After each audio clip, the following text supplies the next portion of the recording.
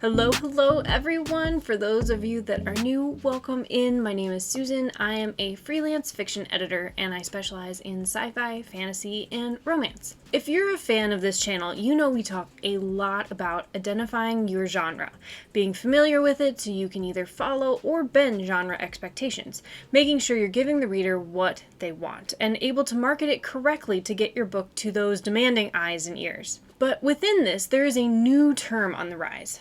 Microgenres. Previously a popular term mostly for the music and movie community, the book world is now adapting it for their own purposes as well. So what is a microgenre? A microgenre is a category to help the reader not only get the type of story they want in general, but get specific components that they may love within that type of book. It helps readers and sellers to classify titles on a deeper level than a subgenre. Think tropes, but even more specific. The most prevalent presence of this right now is within the romance community, although it is becoming popular across all genres as well. So what is the difference between a genre, a subgenre, a trope, and a microgenre? For example, a reader might want a romance, the genre, but they want it to be a paranormal romance, subgenre. Deeper than that, they want it to be a paranormal romance with rejected mates. That's the trope.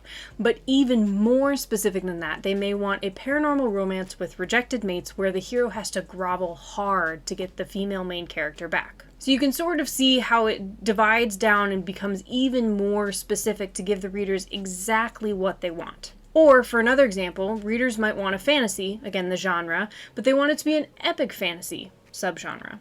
They want it to be a chosen one epic fantasy, that's the trope, but they want the chosen one to be an adult, over 30 at least. So many people are tired of the teen chosen one fantasy, hence the popularity of this Reddit post about a grandma going on an epic adventure, which, for the record, I would totally read.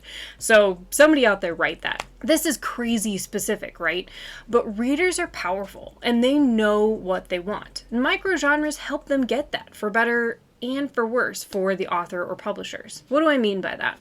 In some respects, microgenres will make it easier to sell your book. Readers that want your specific microgenre are going to hit that buy button faster than ever before because they know exactly what to expect and that your story is exactly what they want. And microgenres can help show book trends faster than ever. The massive trend of college, hockey, sports, romance books, various microgenres included, proves how quickly authors have been able to use this new classification system to pivot and get new books out and answer demand ASAP. But on the flip side of that, there are two big downsides. First, this makes for a very niche market, meaning not only are you targeting a smaller group than normal, but also advertising specific microgenres in your story might put off readers of that genre or subgenre who might have otherwise taken a chance on your book. For a strong example of this at the trope level, check out the mad hate that people have for accidental pregnancy romance books. If you don't know what I'm talking about, I've included a link below to a Smut Report blog post where they discuss their